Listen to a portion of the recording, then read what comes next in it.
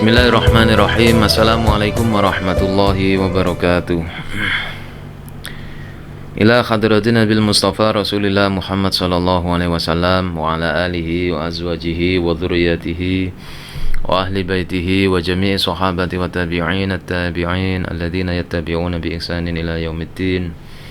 Khususan ila hadrati jami' masyayikhina wa syayikhi syuyukhina wa mu'allimina wa sadidina. Wa nakhusu khususan ila hadrati al-mu'allif hadzal kitab al-alim wal-alamah al-fadil hadrati Syekh Muhammad Hasyim al-Asy'ari al-Jumbani. Syaulillahi lana wa lamul Fatiha. A'udzu billahi minasyaitonir rajim. Bismillahirrahmanirrahim. Alhamdulillahi rabbil alamin arrahmanir rahim maliki yaumiddin. Iyyaka na'budu wa iyyaka nasta'in. Ihdinas siratal mustaqim siratal ladzina an'amta 'alaihim ghairil maghdubi 'alaihim waladdallin. Amin. Kita lanjutkan pembagian dari 20 bab dari bab kelima, yaitu tentang adab seorang guru atau adab orang alim, seorang pengajar di dalam memenuhi hak-hak kewajiban terhadap dirinya sendiri yang meliputi 20 adab. Pada kajian berikutnya yaitu bagian kelima. Bismillahirrahmanirrahim. Wal khamisu ayyulazima at-tawadhu' atau at-tawadhu'a.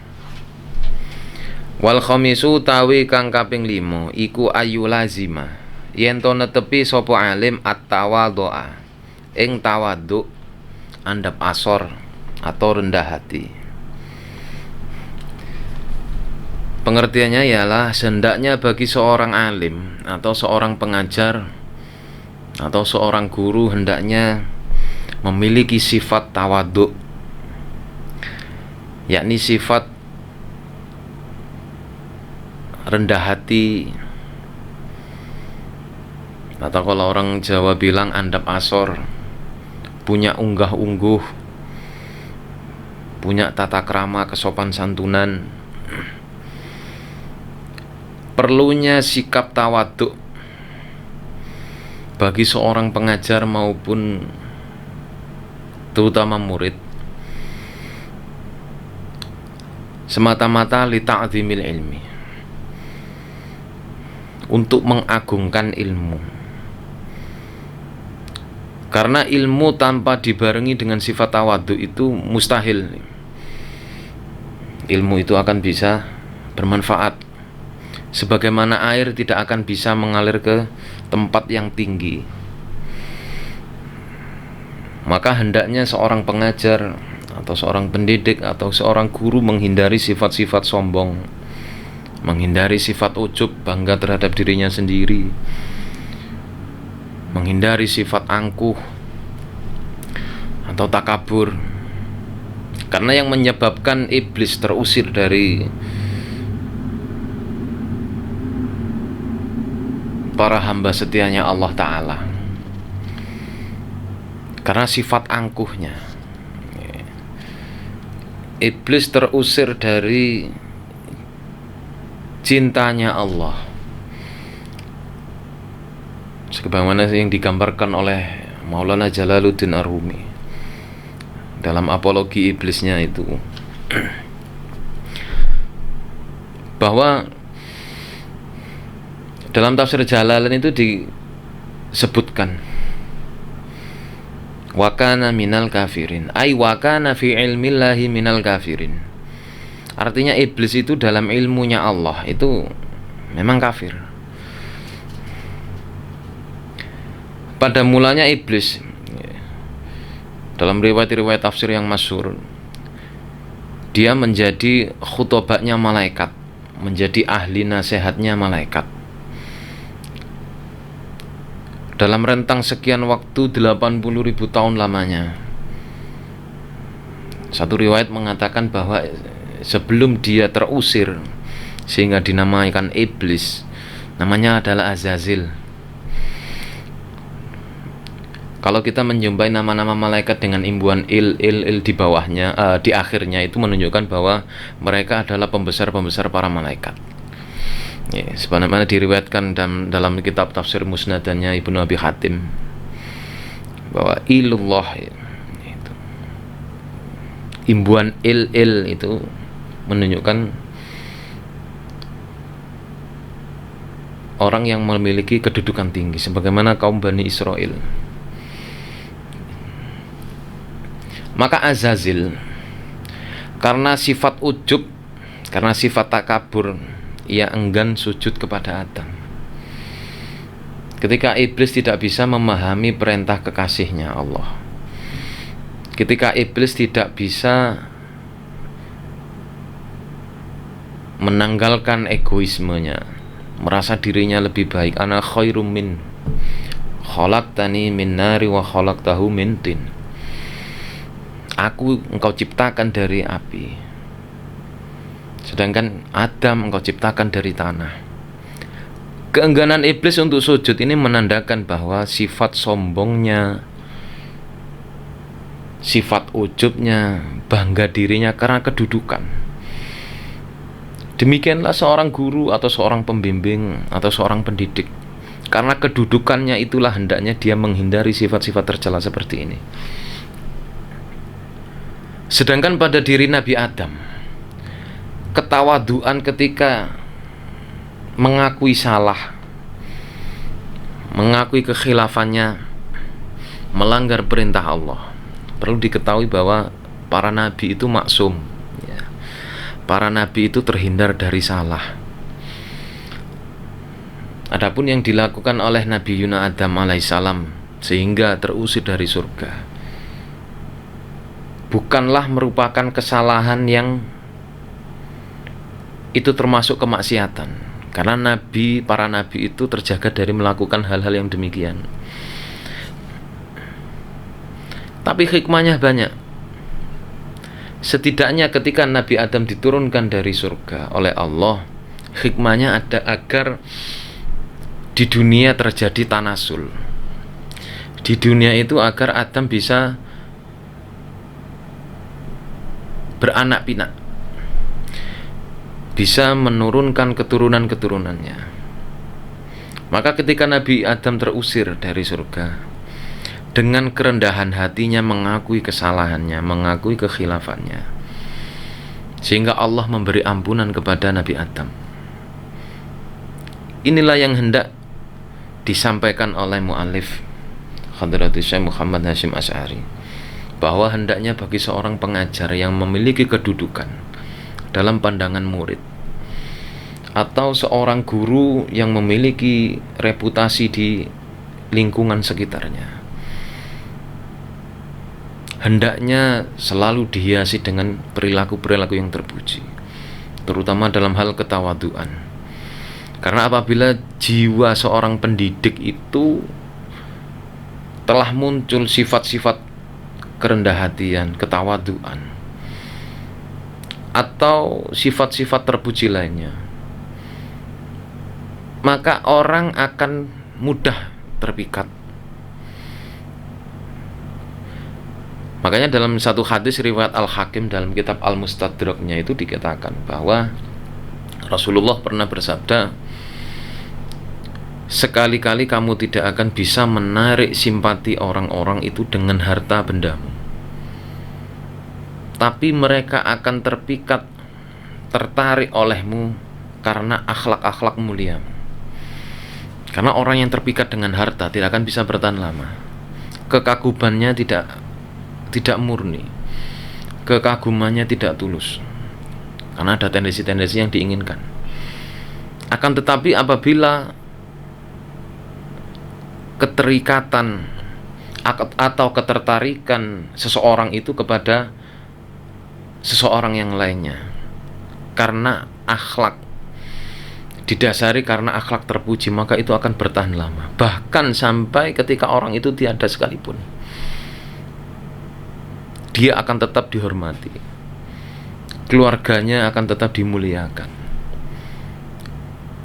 Inilah hikmah dari pentingnya selalu menjaga sifat tawadhu, bagi siapapun, terutama seorang pengajar maupun seorang pelajar.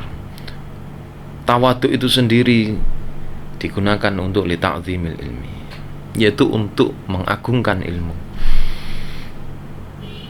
Kemudian yang keenam, wasadisu utawi kang kaping 6 iku ayu lazima yen to netepi sapa alim al khusyu'a ing khusyuk lillahi ta'ala maring Allah taala. Wa mimma lan iku setengah saking barang kataba wis nulis sapa Malikun Imam Malik radhiyallahu anhu ila Rasyidi maring Khalifah Harun Ar-Rasyid. Nulis idza alimta nalikane weruh sapa sira ilman ing ilmu fal yura mongko becik den tingalono sira alaika ing atase sira apa asaruhu labete ilmu wa waqaruhu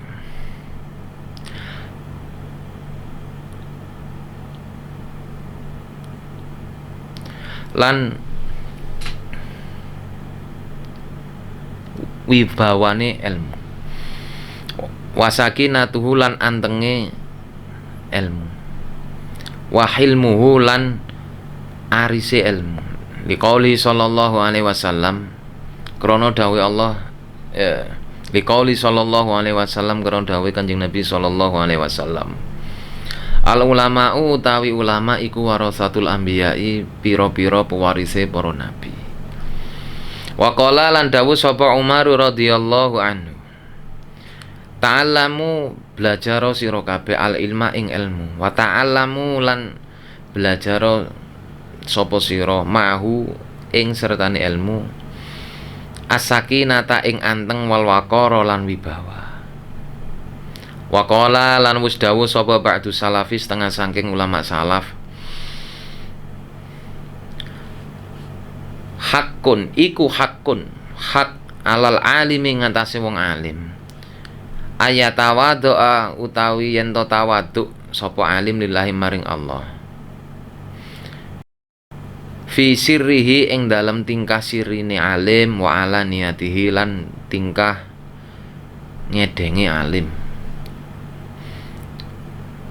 wayah taroza lan joko sopo alim min nafsihi saking awak dhewe alim wayah kifalan kandek sopo alim amma saking barang askala kang ngangelake apa ma alahi ing atase alim.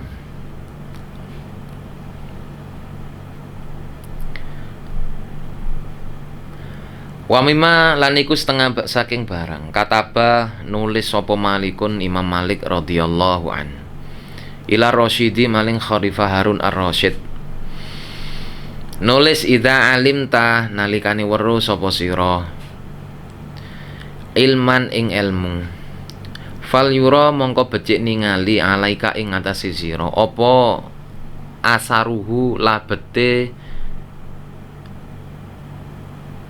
ilmu wa waqaruhu lan wibawane ilmu wasakinatuhu lan antenge ilmu liqaulihi sallallahu alaihi wasallam krana dawuhe Kanjeng Nabi sallallahu alaihi wasallam al ulama utawi ulama iku warasatul anbiya'i pira-pira pewarise para nabi wa qala lan dawuh sapa Umar radhiyallahu an Umar radhiyallahu an ta'allamu belajar sira al ilma ing ilmu wa ta'allamu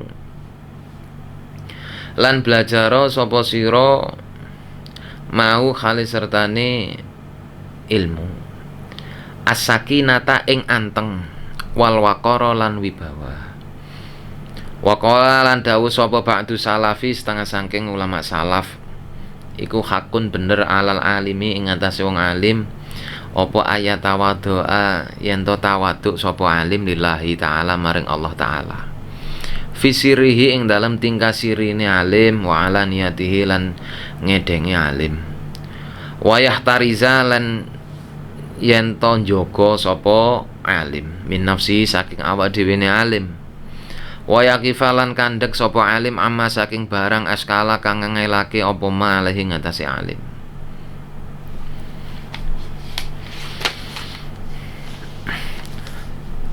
Pada bagian yang keenam ini hendaknya seorang pengajar atau seorang guru selalu menetapi dirinya untuk khusyuk kepada Allah Ta'ala.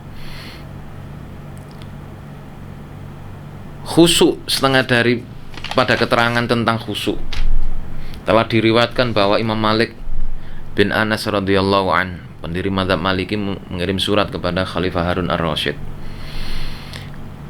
Yang isi suratnya itu menjelaskan bahwa apabila kamu mengetahui tentang suatu ilmu atau telah mempelajari suatu ilmu, maka hendaknya kamu perhatikan efek ilmu itu pada dirimu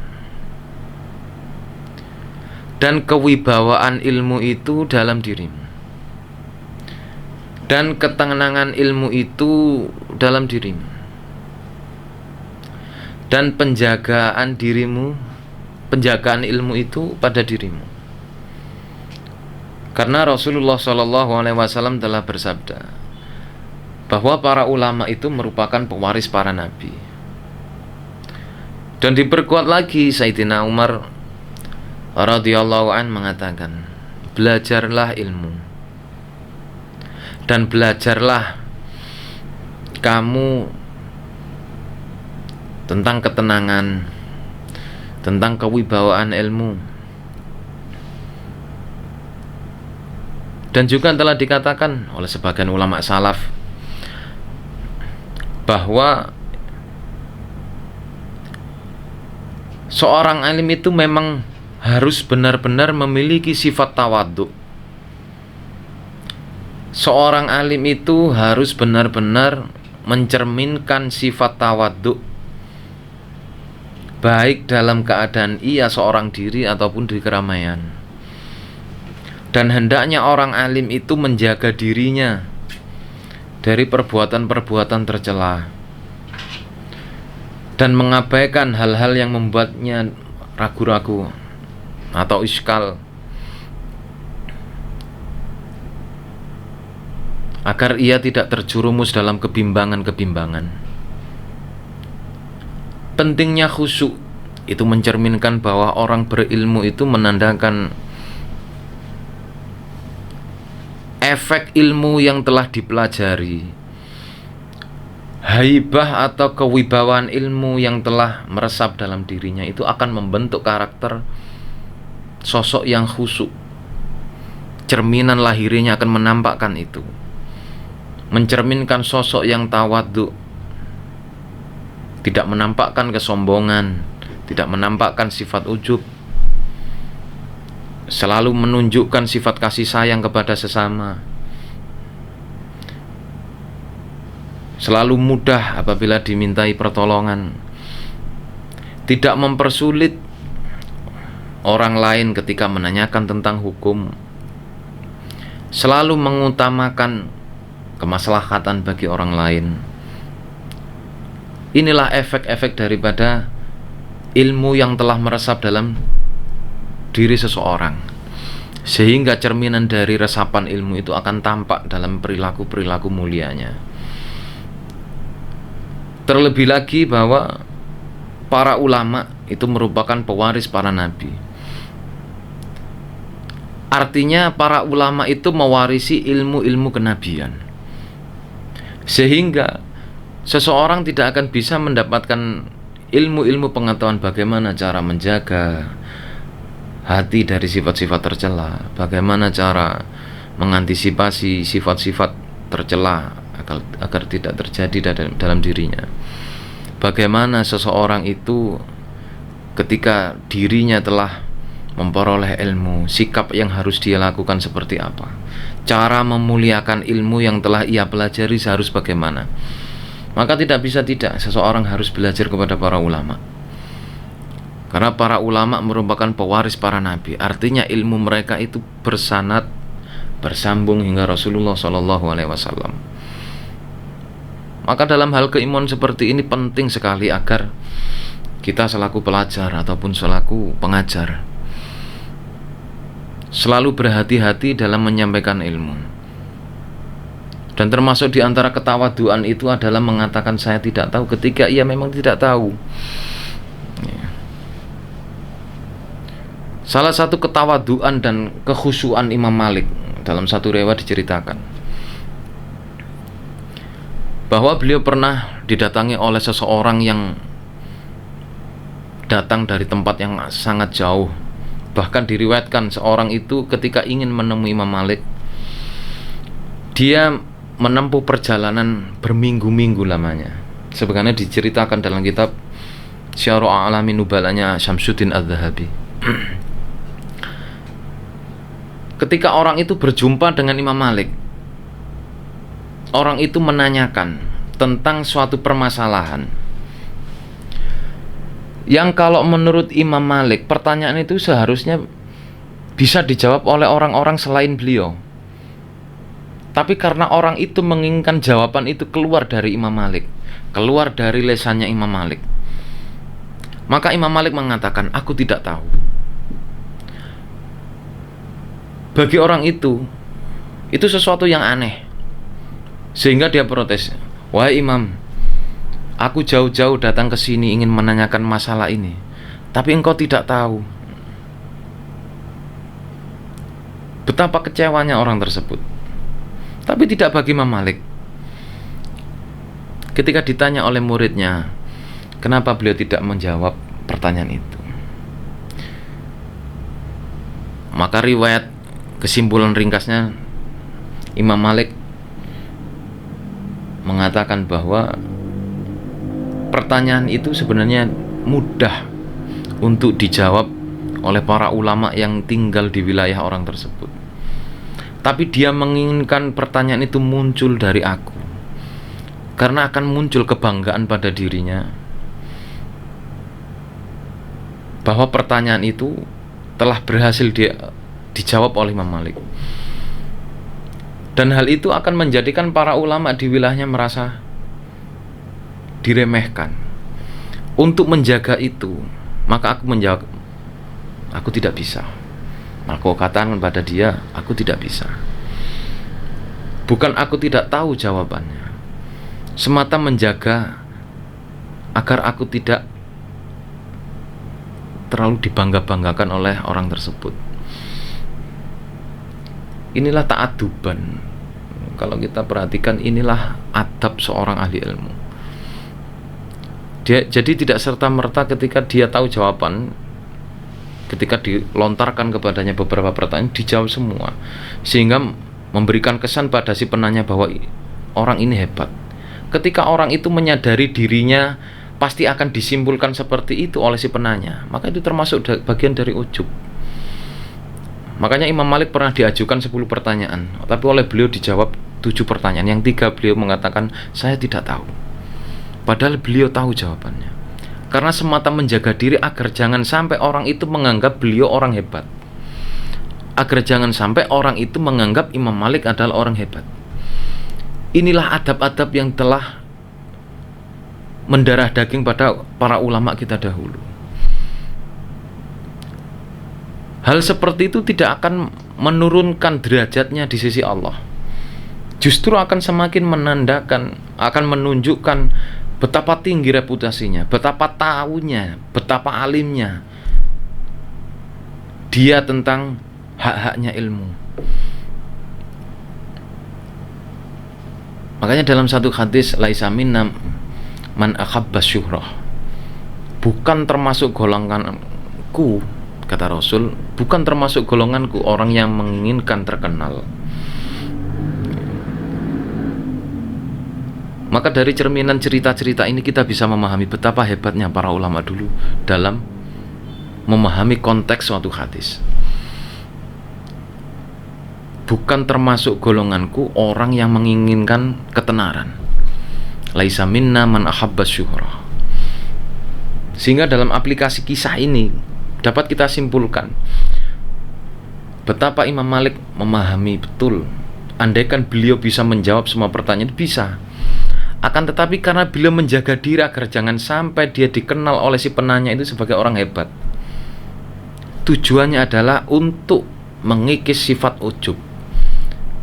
Bukan karena Imam Malik tidak tahu jawabannya, tapi ketika orang itu merasakan dia mampu untuk menjawab semua persoalan, dia mampu menyelesaikan suatu masalah-masalah yang rumit, tanpa sadar dalam hatinya itu terus dihembuskan, kamu orang hebat, kamu orang hebat, kamu jawab pertanyaan itu, kamu hebat, sehingga menjadikan orang itu akan lalai. Dan itu akan muncul kekaguman-kekaguman dalam dirinya ketika ia mampu melewati semua persoalan itu dengan jawaban-jawaban yang memuaskan dari penanya. Ketika ia mampu memberikan jawaban-jawaban yang memuaskan bagi si penanya, dan kesan itu akan semakin tampak jelas ketika si penanya mengungkapkan rasa kekaguman, mengungkapkan pujian-pujian dan sanjungan.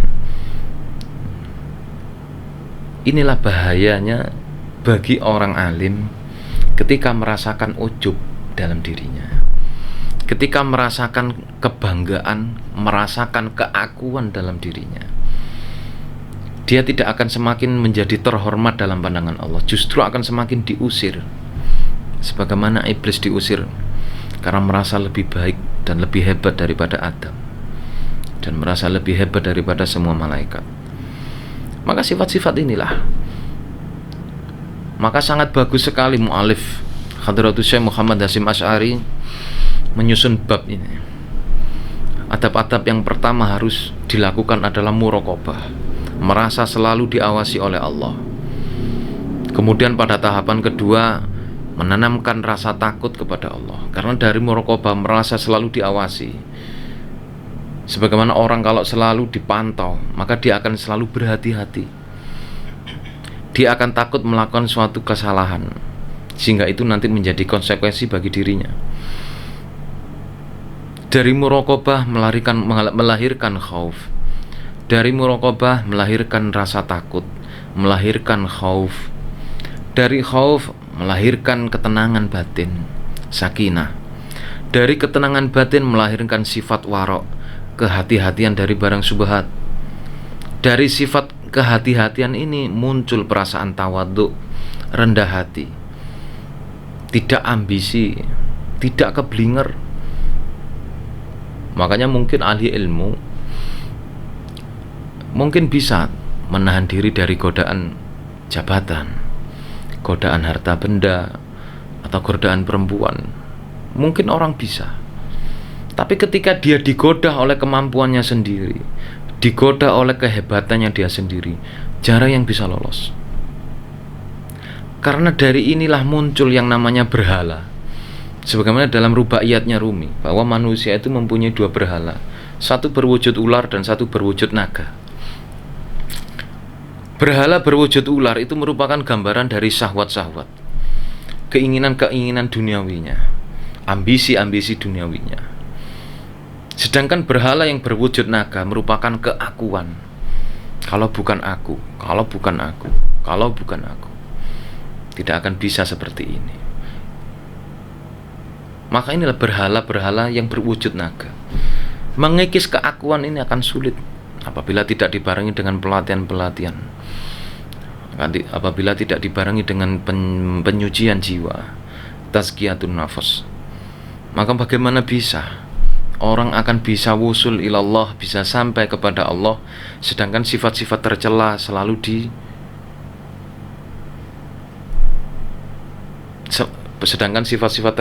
tertanam dalam hatinya. Istilah orang Jawa selalu diopeni, selalu dikasih makan. Sifat-sifat tercelanya, sifat-sifat madmumanya selalu diberi makan.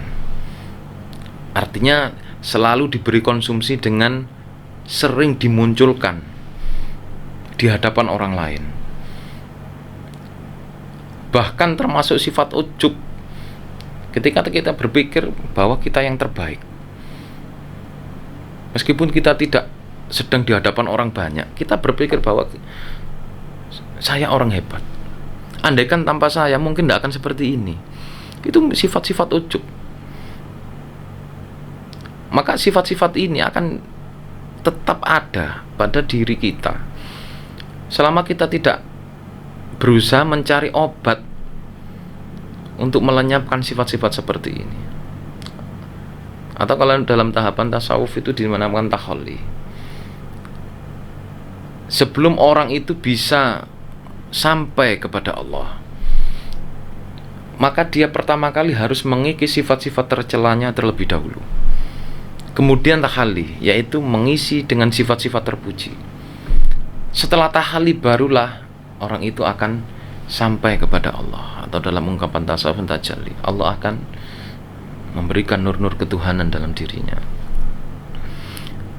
Makanya dalam beberapa kitab literatur, kitab-kitab tasawuf disebutkan bahwa ketika seseorang itu telah lolos dari godaan-godaan setan yang selalu mengajak kepada keburukan, maka di fase berikutnya setan akan menggoda dia melalui kebaikan-kebaikan. Di fase inilah banyak orang jatuh berguguran. Salah satu contoh misal, ketika orang itu bersedekah, saya akan bersedekah ketika nanti tidak ada orang. Dalam pandangan tasawuf, para ulama tasawuf mengatakan ini bukan bagian dari ikhlas, karena dia masih terikat oleh makhluk. Ketiadaan makhluk itu menjadi pemicu dia untuk bersedekah. Ini belum termasuk bagian dari ikhlas. Sebagaimana dikatakan oleh para ulama, bahwa yang namanya ikhlas itu ialah ketika seseorang itu melakukan suatu amaliyah bukan karena keterikatannya pada makhluk. Ada tidaknya makhluk bukan menjadi penghalang dia untuk melakukan suatu amaliyah.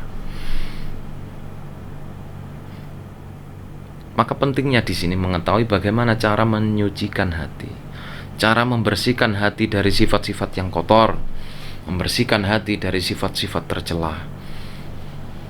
Baik bagi seorang pendidik, baik bagi seorang pendidik, guru maupun pelajar, santri, perlu sangat untuk mengetahui ilmu yang berkaitan dengan amaliyah batiniyah.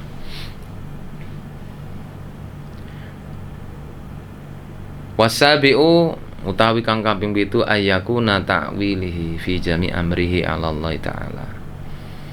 Wallahu a'lam bissawab. Rabbi fanfa'na bibarakatihim wahdinal husna bihurmatihim wa amitna fi tariqatihim wa mu'afatihim minal fitani. Rabbi fanfa'na bibarakatihim wahdinal husna bihurmatihim wa amitna fi tariqatihim wa mu'afatihim minal fitani. Rabbi fanfa'na bibarakatihim wahdinal husna bihurmatihim wa amitna fi tariqatihim wa mu'afatihim minal fitani. A'udzu billahi minasyaitonir rajim. Bismillahirrahmanirrahim. Allahumma inni astaudi'uka ma 'allamtanihi fardudhu ilayya 'inda hajati ilayhi. Allahumma inni astaudi'uka ma 'allamtanihi fardudhu ilayya 'inda hajati ilayhi. Allahumma inni astaudi'uka ma 'allamtanihi fardudhu ilayya 'inda hajati ilayhi wa la tansanihi ya rabbal alamin. Wassallallahu ala sayyidina Muhammad walhamdulillahi rabbil alamin.